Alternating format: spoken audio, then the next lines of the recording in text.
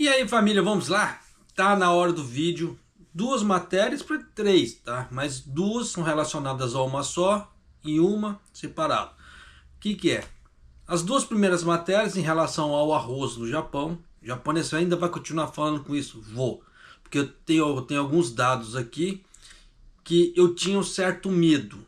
Tá? Só que o governo japonês não estava soltando esses dados. E agora ele soltou esses dados. Então o que isso quer dizer? Que alguns medos que eu tinha se concretizaram. Tá? Eu vou trazer isso para você. E revenda. Quando eu falo que tem certas práticas que o Japão não aceita, as pessoas não acreditam. Revender produtos, igual no caso aqui, revenda, a pessoa estava servindo de cambista, ela comprava ingressos e revendia ingressos mais caros. O que aconteceu? Foi preso. E eu vou trazer isso para você. E grande provavelmente foram japoneses que estavam isso porque não divulgaram o nome. Porque geralmente quando é estrangeiro, eles divulgam o nome na cara dura. Como não divulgaram o nome, tá? São japoneses. Então já dá para você ter uma ideia como é que a coisa tá. Então por isso que eu falo, quer montar um negócio no Japão, quer ganhar dinheiro, não há problema, mas faça de uma forma legalizada. Porque se houver denúncia ou alguém muito sacana for lá e dedurar a pessoa, ou mesmo a polícia, porque a polícia fala que ela faz patrulhas virtuais, eles entram nos sites, como é que se fala assim, nas redes sociais, eles vão vendo, como é que fala assim, como é que tá a coisa, em cima eles vão fazendo repressão ou não, até porque se eles forem fazer repressão de tudo, você sabe que o negócio não dá bom, né? Vai faltar policial, porque tem muita gente vendendo muita coisa de forma ilícita aqui no Japão, tá? E das mais variadas, como é que fala assim, países, tá? Então não adianta apontar o dedinho falando, é só aquele país ou aquele outro, não. Tem um monte aqui. Então, se a polícia for fazer repressão para todo mundo, vai faltar policial para fazer tirabeiro, como é que se diz. Então, mas de tempos em tempos eles pegam, porque a polícia já avisou que eles fazem isso, tá? Por que eu falo, por que eu tô avisando esse tipo de coisa? Porque tem gente que fala assim, aconteceu tal coisa com fulano porque ele foi dedurado. Pode até ter sido. Só que a polícia, a própria polícia já avisou que de tempos em tempos eles fazem essas batidas virtuais. Tá? Mas vamos aqui, primeiro começar com arroz aqui.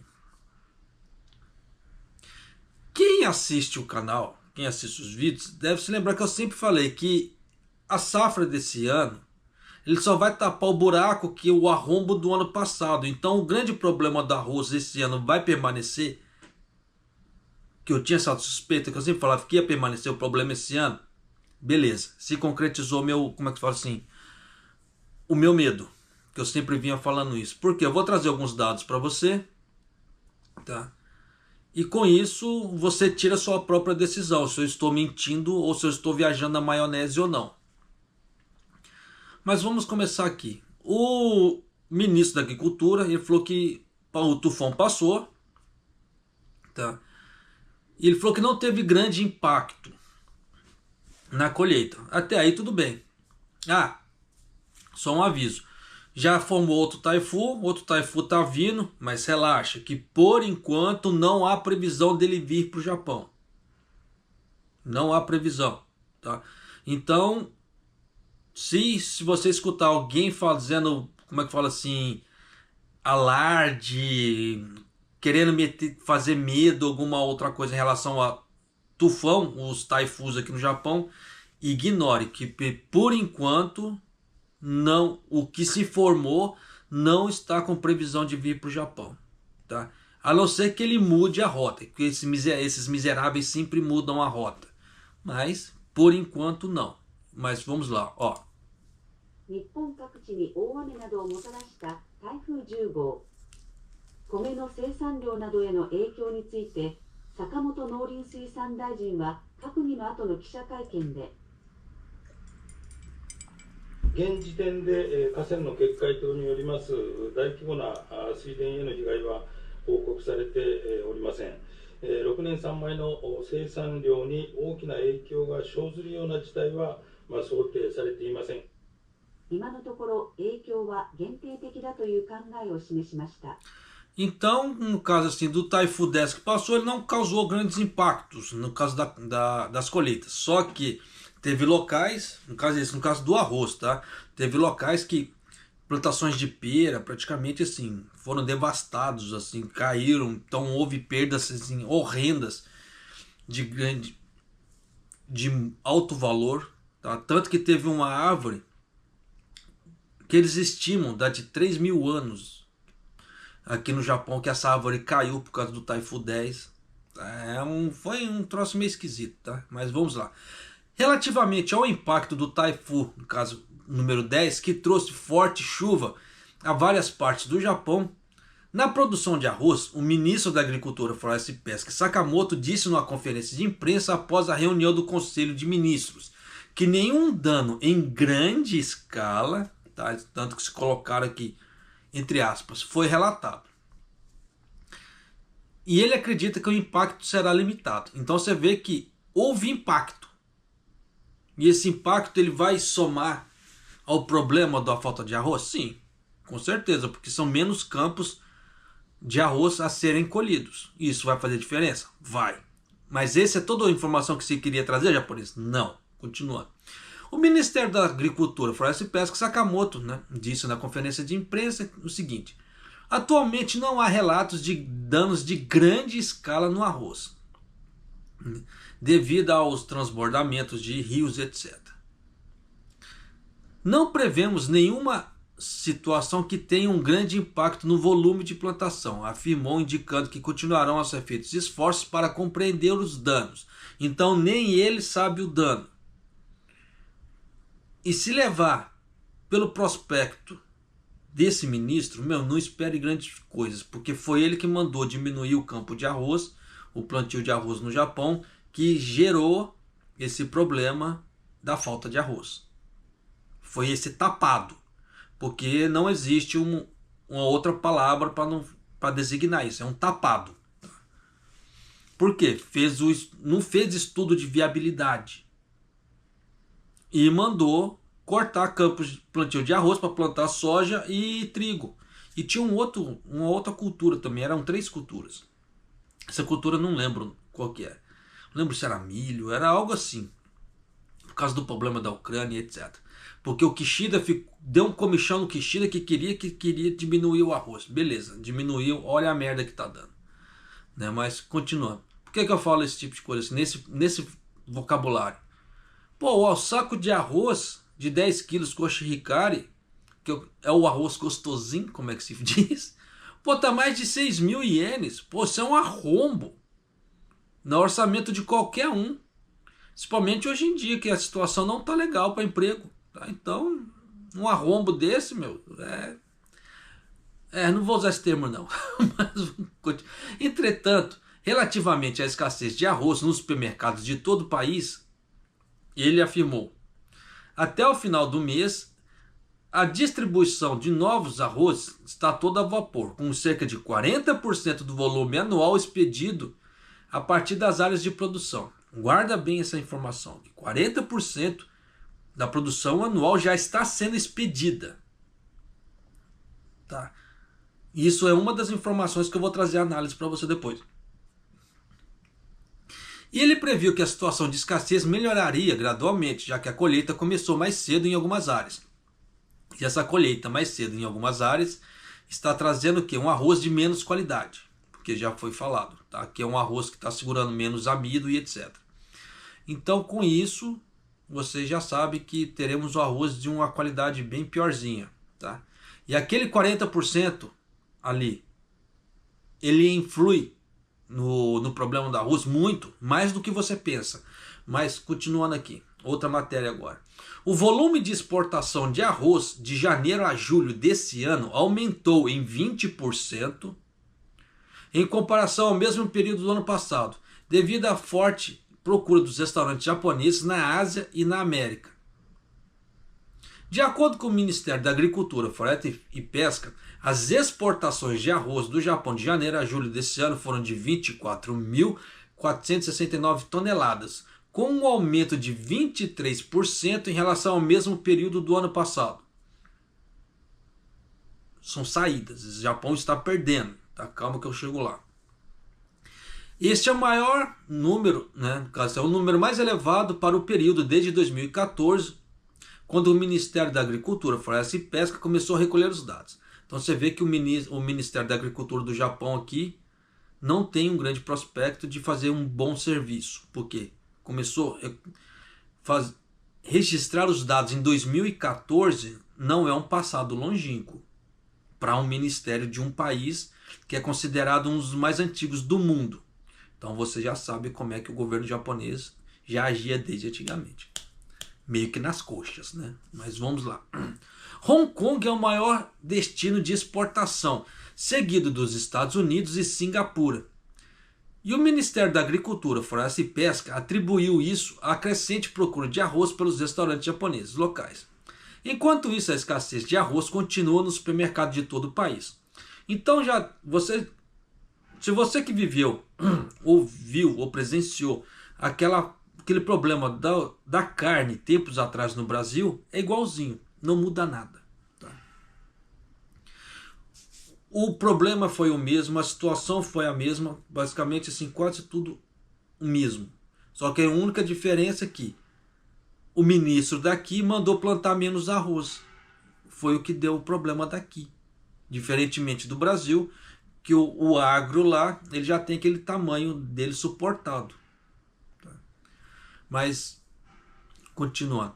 A esse respeito, o ministro da Agricultura, Floresta e Pesca, Sakamoto, disse que na conferência de imprensa que o estoque privado de arroz do Japão no final de junho deste ano era de 1,56 milhões de toneladas, o que é muito superior às 37 mil toneladas de arroz exportadas no ano passado. Até aí fato, tá? Não tem como comparar 37 mil com 1,5 milhão. Tá? Ele não é muito inteligente, né? Você vê que esse ministro não é inteligente.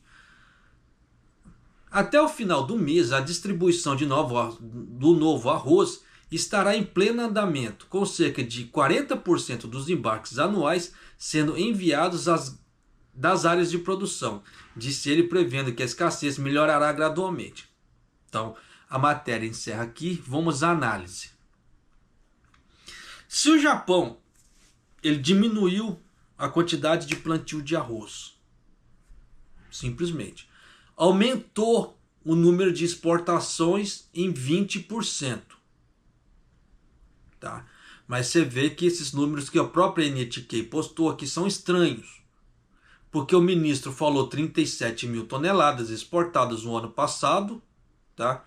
E o ministério falou 24.469. Então são duas numerações totalmente diferentes. Mas de qualquer maneira, vamos apegar ao mais baixinho, 24 mil toneladas. Então você vê que o Japão diminuiu a quantidade de arroz de plantio. Beleza. Só que aumentou as exportações. Pá! Então você vê que é 20% a mais. Então é 20% a menos dentro do Japão. Aumentou o número de turistas. Passou de 3 milhões e tralalá. Por mês. Isso é por mês. Tá? Então no saldo total, parece que até metade do ano agora, chegou a 20 milhões e alguma coisa.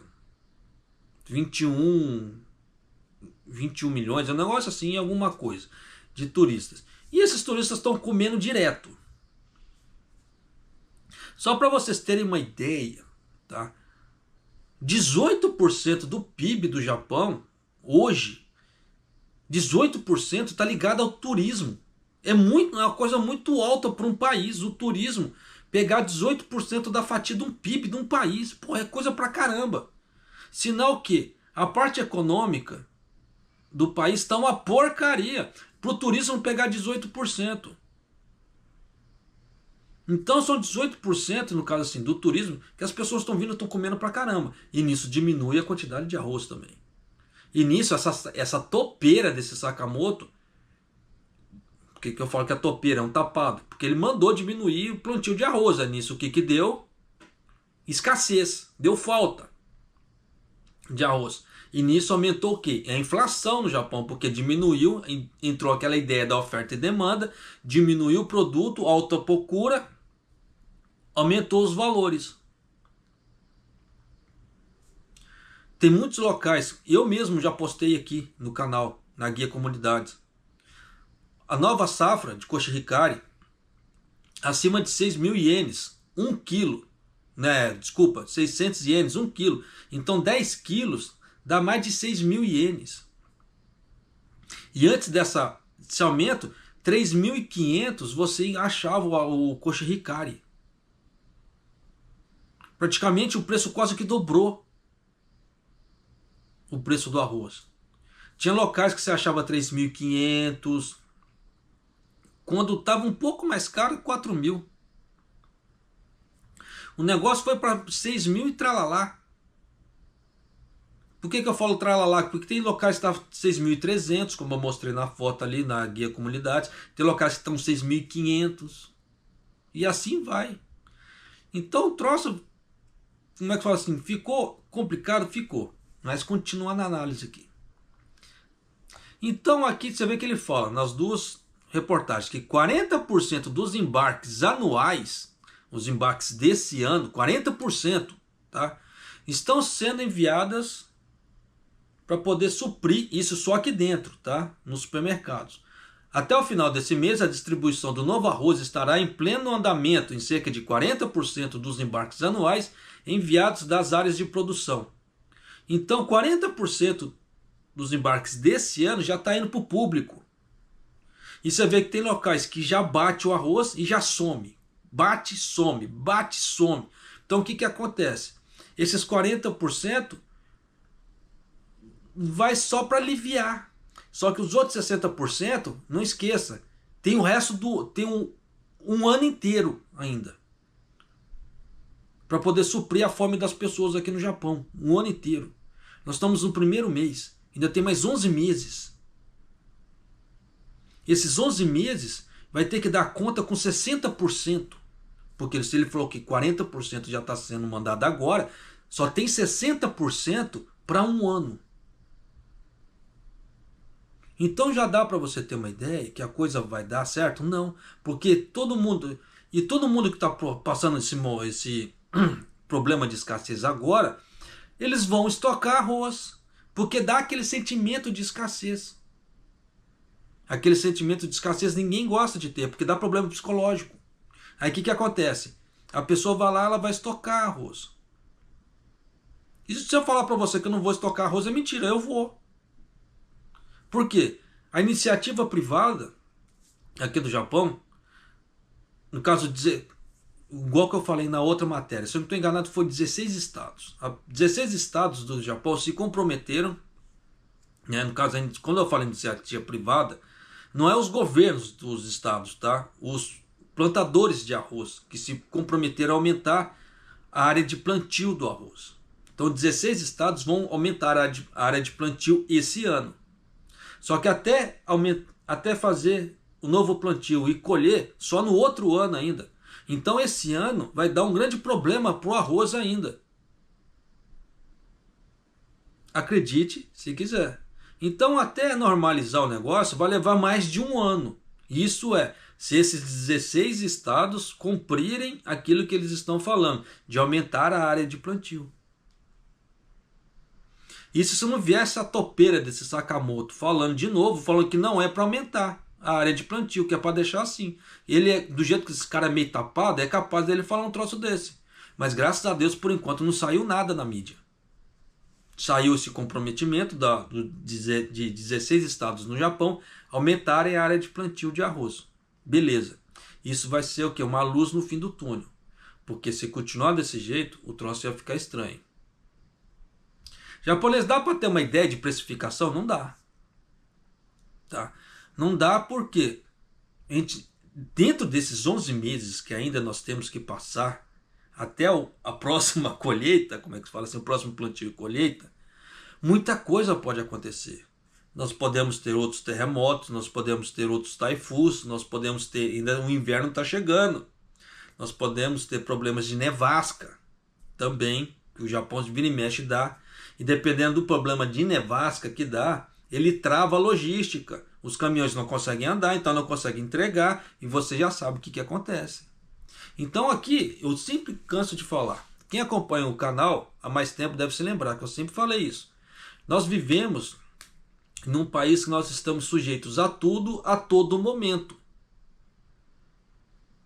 Terremoto não tem hora, não tem sazonalidade. Pode vir a qualquer momento. Taifu dá no ano inteiro, mas a maior incidência é agora. Mas desde janeiro ele dá. Nevasca, o único ponto que dá de sazonalidade é no inverno. Porque de resto, inundações também dependendo. Você vê que Yamagata, esse ano, deu problema de inundação lá, que eles não vinham há muito tempo, mas deu. E era fora da temporada de chuva. Então você vê que aqui nós estamos sujeitos a tudo. Então nós temos que estar preparados a tudo. Nós temos que ser resilientes. Só que quem leva a vida nas coxas, igual o Zeca Pagodinho, deixa a vida me levar, quando entra num momento desse, ele se fode. Desculpa o termo, não tem outra palavra para falar. E fica chorando pitanga. Aqueles que já fazem preparação já choram. Imagina aquele que não prepara nada. Ainda mais agora que a situação econômica do Japão está uma porcaria. E tem muita gente passando fome. É que tem matérias que eu não trago para cá. Mas saiu uma matéria sobre os bancos de comida aqui do Japão. Tem locais que está com abaixo dos 20%. Então tem gente que não está recebendo mais comida de doação.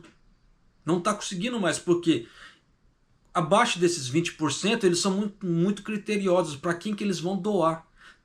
Primeiramente eles começam família com idosos e crianças. Aí depois vai para os outros. Aí vai depender do número de crianças, número de idosos, etc. Então existe toda essa seleção, esse critério. Então tem muita coisa que as pessoas desconhecem.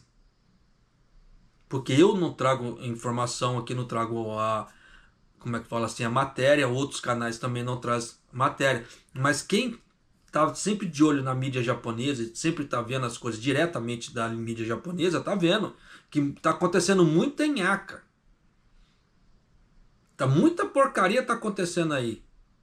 Só que aqueles que não têm conhecimento, ficam alheio da situação, são os que mais falam merda, desculpa, não há outra palavra, mas falam merda nos comentários. Porque se a pessoa tivesse um pouco de empatia e soubesse isso aqui que está acontecendo na economia japonesa, sem ser pelas mídias brasileiras, não falaria metade da merda que fala. A não ser que, como é que se fala assim, seja partidário de alguma coisa. Aí o troço é tenso, né? Por que eu falo essa questão de partidário? Dá para você ter uma noção em questão do Brasil. Não vou falar partido X, partido Y. Não.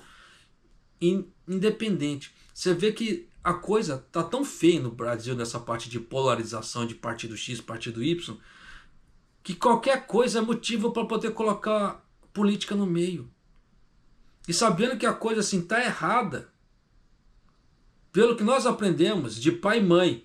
Isso é errado. Não, mas para as pessoas do partido político, se o partido está ganhando, não, isso é certo. Não faz sentido. Né? Então tem mesma coisa. Tá? Eu sei que muita gente já me criticou por isso, mas é aquela velha história. Por que a vida de um palestino ela vale mais do que um refém que foi morto pelo Hamas? Qual que é a diferença das vidas? Qual que é o peso das vidas? Aí vai me aparecer meia dúzia de tapado falando Palestina livre. Mas as pessoas que foram sequestradas, torturadas e mortas pelo Hamas não conta. A vida deles não conta. Por isso que eu falo assim, eu dei esse exemplo muito grosso, muito pesado, para as pessoas começarem a acordar que não existe diferença entre a vida de um palestino ou de um cara que foi sequestrado pelo Hamas. Vidas, são iguais, o peso é o mesmo. O sangue é vermelho, é igual. Então se a gente quer parar de racismo, quer parar de, de discriminação, Tem que começar por aí. Mas não é o que está acontecendo no mundo.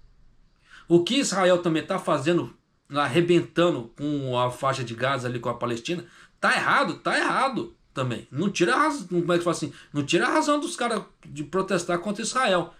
Mas é o que eu falo. Levou-se a truculência por anos de encheção de saco. Chegou uma hora que cansou. E aí? Um grande exemplo, você vê o Cidade Alerta no Brasil. Vira e mexe, aparece uma matéria. O vizinho matou o outro. Por que o vizinho matou o outro? E aí? Tá? Então tem muita coisa que as pessoas estão se esquecendo do que é certo e do que é errado. E estão só naquela ideia da polarização. Ah, vamos no efeito manada. Ele está falando que aquilo ali é certo e aquilo ali é certo. O troço está totalmente errado. Não, gente, vamos começar a pensar por nós. É aquilo que eu falo, vamos assumir a responsabilidade por nós. A mesma coisa, eu estou mostrando que o problema do arroz está aí. Quer acreditar em mim? Não há problema. Mas depois não fique reclamando. Ah, o arroz está caro, o arroz é isso, o arroz é aquilo, é culpa do governo. Estou te mostrando, você pode fazer algumas coisas para se proteger. Você quer fazer ou não? É critério de cada um. Mas não fique enchendo o saco depois. Tá? Por isso que eu falo, nós temos que aceitar nossa responsabilidade. É a mesma coisa.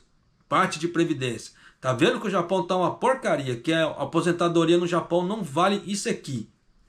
Mas a pessoa insiste em ter uma vida de ostentação no Japão, trocando de telefone todo ano, comprando carro bom todo ano. Não há problema nisso. Não sou fiscal do dinheiro alheio. Só que na hora que chegar na época de aposentar e começar a ficar passando privação e tendo problema e depois querer fazer rifa na internet, não vai rolar, porque rifa é proibido. Tá? Então, não chore o leite derramado. Se você está tendo tempo hábil agora para você fazer alguma coisa pelo seu futuro, faça. Tá? Faça enquanto não é tarde. Sempre tem aquela frase, nunca é tarde para recomeçar. Beleza, só que se você recomeça mais cedo, você ainda tem energia, você tem um corpo mais saudável, você certas coisas, não vai te dar tanto trabalho, tá? Se você recomeçar bem depois, com a idade avançada e etc, você já vai estar com o lombo cansado, cheio de dor, cheio de doença, seja o caramba 4. Mas você vai ter que estar lá fazendo, porque você é obrigado a fazer. Diferentemente daquelas pessoas que se prepararam para aquilo. É igual aquela ideia. As pessoas falam, ah, o rico é o culpado do mundo. Beleza, mas as pessoas falam que o rico é o culpado do mundo, mas ninguém sabe qual que foi o caminhar do rico. Tem crianças que já nascem no berço de ouro. Aí é uma coisa. Mas tem pessoas que saíram da pobreza e enriqueceram.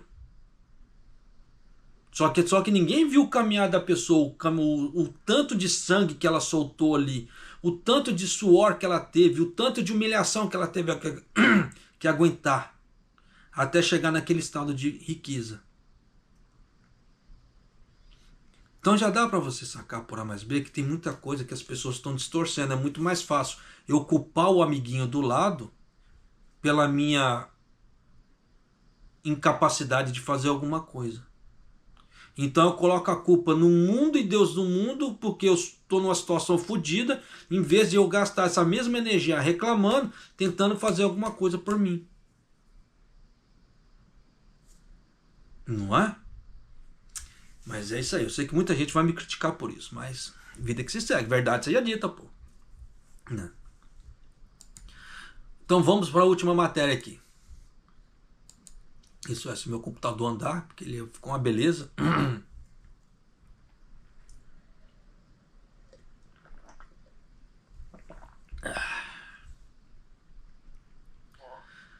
Tá, foi embora, tá, podia ter levado o calor junto, né? Rapaz, mas tá bravo, hein? Calorzinho miserável. É o que Deus deixou, né? Graças a Deus. Tô aqui só encebando, porque, como é que se fala? Tô esperando a página abrir. tá? Porque o computador tá de rosca, né? Vamos encebando aqui, parará, parará, parará. Só para ir adiantando a matéria. Teve um casal, tá? Que eles estavam comprando bilhetes para musicais e estavam revendendo na internet esses bilhetes, tá? Esses ingressos. Só que eles estavam cobrando muito mais caro. E nisso a polícia já estava lá, ó, de olho. Se foi por denúncia, se foi por, como é que se fala assim, batida virtual, não dá para saber. Eles não falam. Mas é o que é falado aqui, que a polícia foi lá e descobriu, tá? E processou eles. Tá quase abrindo, gente. Tá quase. Vamos lá, com fé em Deus. Vamos lá, abriu. Ó, um casal de 40 anos da província de Saitama foi encaminhado ao Ministério Público por revender ilegalmente ingressos musicais. Então, por isso que eu falo.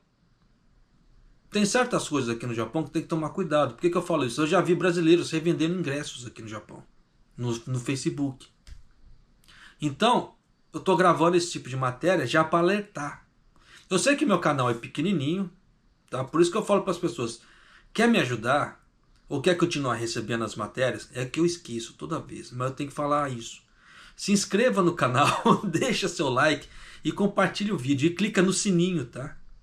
Para você poder receber as notificações de quando eu gravar os vídeos, sair vídeos novos.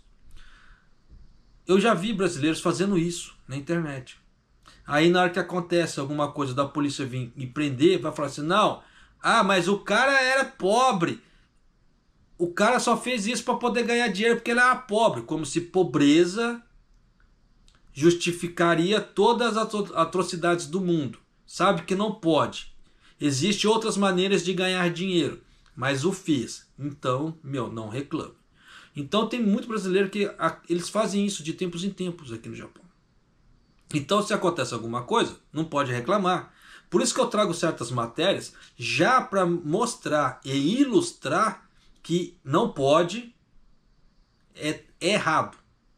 Mas como o meu canal é pequeno e eu falo certas coisas que as pessoas não gostam, então meu canal acaba não crescendo, não tendo divulgação. Porque eu acabo não falando aquilo que a pessoa gostaria de ouvir. E nisso, minha popularidade é lá embaixo, né? Mas vida que se segue, não tem muito o que fazer. Eu sou mais daquela ideia, né, que a verdade o liberta.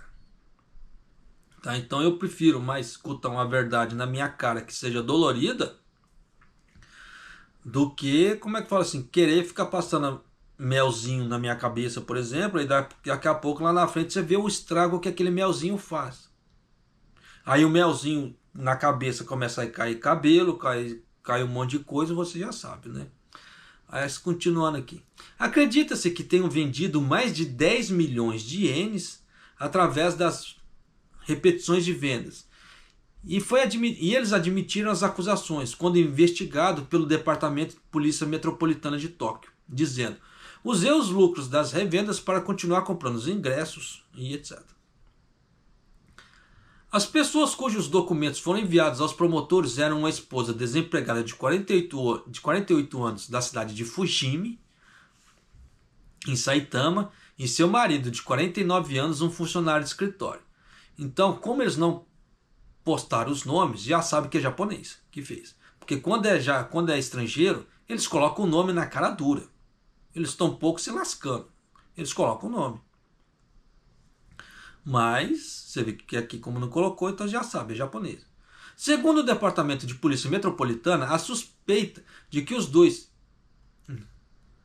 revendiam ingressos para musicais realizados em Tóquio e Kanagawa de forma ilegal pela internet desde março do ano passado até fevereiro desse ano. Destes, os ingressos para uma apresentação de Man of La Mancha, realizada no ano passado, tinham um preço normal de 13.500 ienes, mas eles estavam sendo revendidos por mais de 100.000 ienes. O casal também revendeu ingressos repetidamente, acreditando-se que o casal tenha feito mais de 10 milhões de ienes, né, ao longo dos tempos, E os investigadores disseram, eles compraram vários ingressos e revendiam os assentos diferentes daqueles que eram elegíveis, para que o lucro da venda continuasse. Então, além de vender os ingressos que não podia, ainda colocava assentos diferentes. Então, causava. Então, na hora que a pessoa, o titular do ingresso original chegava lá no teatro, já tinha outro sentado no lugar dele. Dava confusão. Então os dois admitiram as acusações, no caso de revenda. Por isso que eu já passo para você, tem que tomar cuidado. Eita, saiu agora, ó. O Motegi anunciou que vai concorrer para primeiro-ministro também. Pois é, né? Hoje, só para finalizar aqui a matéria, hoje caiu a Nikkei de novo, tá? Caiu em mais de 1.500 ienes. Tá? Então, quem quiser dar uma aproveitada na situação, dá uma olhada lá na Nikkei lá, que pode ser que dá para fazer uma grana, tá? 1.500 ienes é muito, mais ou menos, tá? Mas também não é pouco, dá para tirar um lucrinho aí, como é que se fala. Mas de qualquer maneira, tá? Tome cuidado com essa ideia do arroz daqui para frente, porque vai sair caro para muita gente. Então, quem tiver uma grana aí e, como é que se fala, quiser dar uma, como é que se fala, dar uma estocada, seria bom. Mas também é aquela velha história do pagar para ver, tá? Por quê? Se você estocar agora, você vai pagar com X, tá? Um X de preço. Se você deixar mais para frente, você pode acontecer o quê? O preço desse arroz pode baixar. Ou ele pode subir mais ainda. Por que eu falo isso? Ele pode, se o mercado, dentro daquele 60%, daquela inundada de arroz, e começar a sobrar, o que eu acho muito difícil, não estou falando que vai ficar tendo faltas constantes, mas os atacadistas vão ver que eles vão trabalhar no limite. Então o que acontece? O preço disso aqui, de oferta e procura, tende a subir cada vez mais. Então o arroz tende a subir cada vez mais o preço. Eu falo baixar porque, dependendo, se o governo japonês ele liberar um pouco do estoque dele, juntamente com isso que já está vindo para o mercado, e dar aquela inundada de arroz no mercado e começar a sobrar, o preço vai cair. Porque vai ter muita oferta para pouca demanda. Aí o preço dá uma despencada. Então nós temos esses dois cenários agora. Dá para saber qual que vai acontecer? Não dá. Não dá porque esse Sakamoto é um tapado. Da mesma hora que, dependendo, se ele sofrer alguma pressão ali, ele pode liberar um bocado do arroz. Ou não. Então a gente fica entre a cruz e a espada. Então dá para saber qual que é o caminho certo? Não dá. Então isso vai do feeling de cada um.